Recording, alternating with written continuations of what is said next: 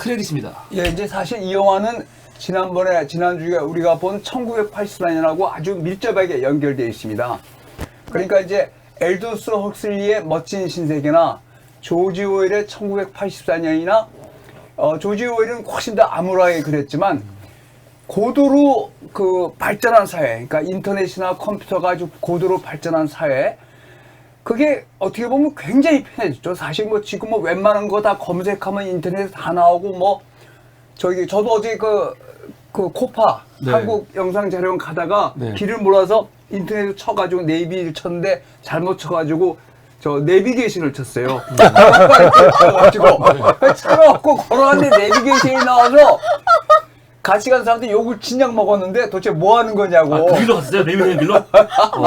아니 수색역에서 내려가지고 가는데 그게 수색역에서 내려갈 수 있거든요. 어려워요, 되게. 그러니까 이 인터넷이나 컴퓨터가 굉장히 편하기도 하지만 그걸 잘 모르는 사람은 엄청나게 당황하거든요. 그러니까 요새 노인들이 이제 요새 은행도 웬만하면 다 이 핸드폰을 하잖아요. 그렇죠. 그래서 이제 지점들은 없었는데 하여튼 인터넷 세상이나 지금 우리가 살고 있는 세상에 물질적으로 굉장히 풍부해지고 굉장히 편한 것도 있지만 사실은 어떤 사회든 어떤 체제든 우리가 인간이 독립적으로 살 수는 없잖아요. 사회 속에서 사는데 아무리 그 사회가 발전하건 뭐 어쨌든 어떤 사회든 억압적 아니면 좀 더 정확하게 말하면 포괄적이라고 되지 않을 수가 없다는 거죠. 사실 우리 요새 지금 핸드폰이 굉장히 편하고 그러지만 한 사람의 신상을 털려면 핸드폰으로 그냥 가볍게 털 수 있잖아요. 맞아요. 뭐 하나 잘못 누르면 뭐 보이스피싱 사용하고 네, 뭐 맞아요. 있는데 네. 이게 겉으로 누리는 그 어떤 자유나 편리함이나 이런 거에 대한 반대급부로 세상은 굉장히 편해졌지만 사실 개인의 자유나 이런 거는 어떻게 보면 철저히 감시당하고 철저히 그 통제되고 있다고 봐도 됩니다. 그래서 이제 그 엘더스 헉슬리나 조지 오웰이나 말하는 것은 다 이 사회, 어떤 사회든 아무리 발전한 사회든 또는 조지 오웰처럼 아주 암울한 핵전쟁으로 파괴된 사회건 포괄적이지 않을 수가 없다. 근데 거기서 우리가 어떻게 대항할 것이냐. 포괄적이지 않을 수 없는 사회, 어떤 체제든 소위 말해서 진보 정부든 보수 정부든 뭐 하여튼 다 마찬가지. 자본주의든 민주주의건 정도의 차이는 있고 겉으로 드러나냐 안 나냐 있지만 그 포괄적인 사회 그 포갑을 어떻게 우리가 개인이 저항할 수 있느냐. 그래서 이제 엘더스 헉슬리는 그거를 세비지라는 미개인들로 표시했는데 결국 미개인이 자살하고 조지 오웰은 아주 철저하게 거기서 피할 수 있는 방법이 없다는 거죠. 네. 네?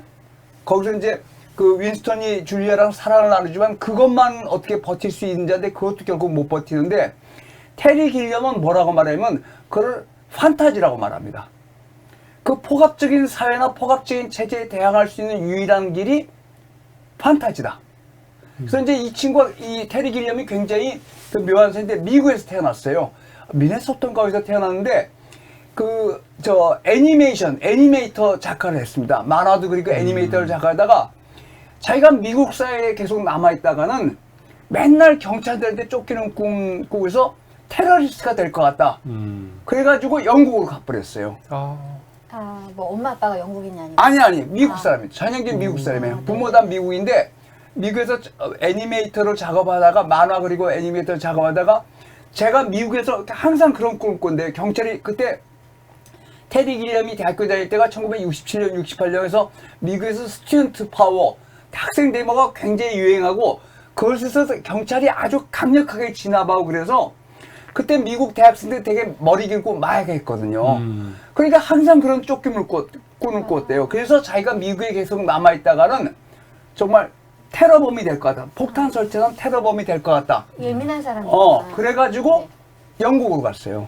그래서 영국의 몬테 파이슨이라는 그 유명한 몬테 파이슨 플라잉 서커스라고 우리나라로 말하면 개그 프로입니다. 네. 개그 프로인데 이제 그거를 찍어가지고 그 개그 하는 게라 거기에 여러 가지 다양한 요소를 줘니까 개그, 그 다음에 애니메이션, 그 다음에 실제로 상영하는 거 그런 거 그래서 몬테 파이슨 플라잉 서커스라고 그러니까 우리가 이제 그런 이게 희극이라는 게 희극이라는 게 각 나라마다 정서가 달라요.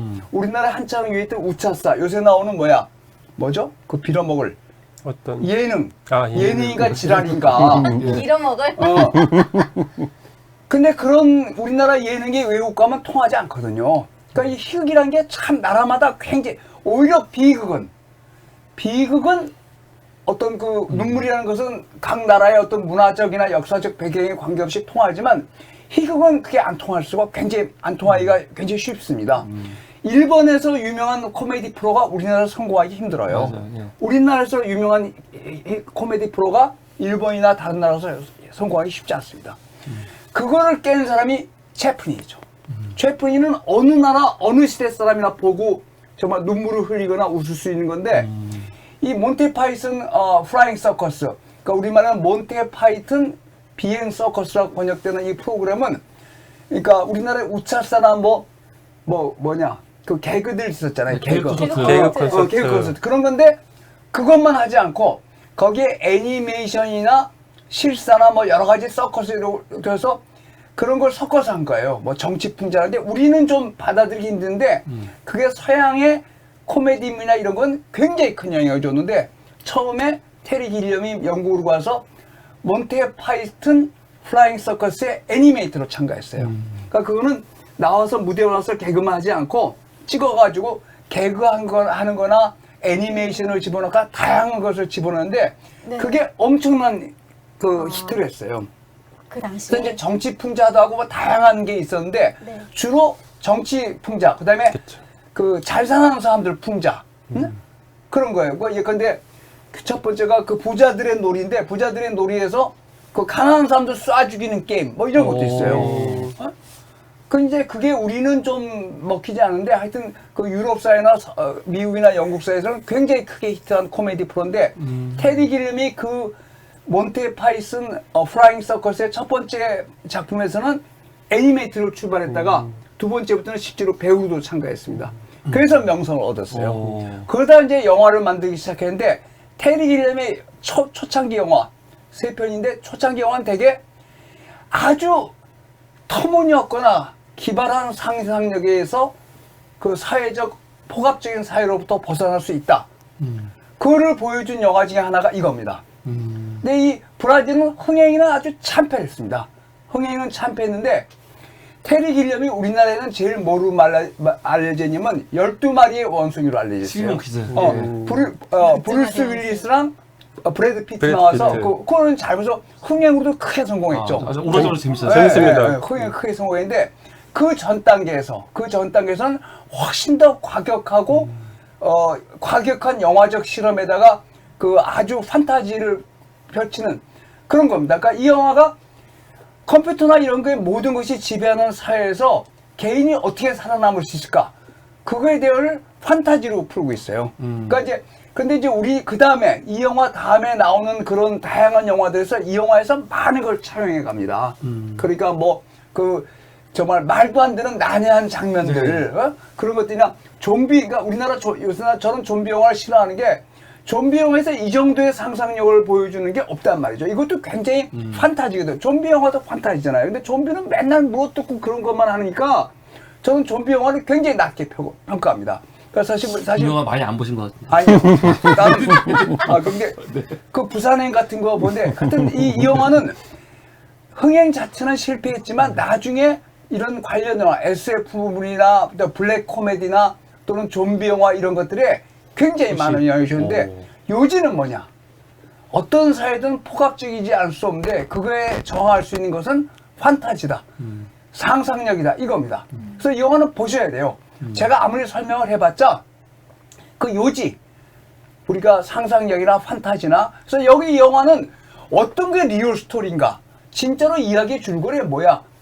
저 주인공이 잡혀서 머리 쇠내다가다 완전히 맛이 간 건지 도대체, 그러니까 영화에 스토리가 없다고 보셔도 돼요, 거의. 네? 그잖아, 뭐 굉장히 실제가 뭔지 판타지가, 그러니까 영화에서 어디까지가 실제고 어디까지가 판타지인가 굉장히 구분하기 어려운데 거의 매트릭스 수준이에요. 영화의 곳곳에 엄청난 풍자가 깔려 있습니다. 그러니까 예컨대 뭐 우리나라에서 요새 성형 제일 잘하는 사람 있잖아요. 네. 그런 것을 풍자하는 그 성형 그런 거.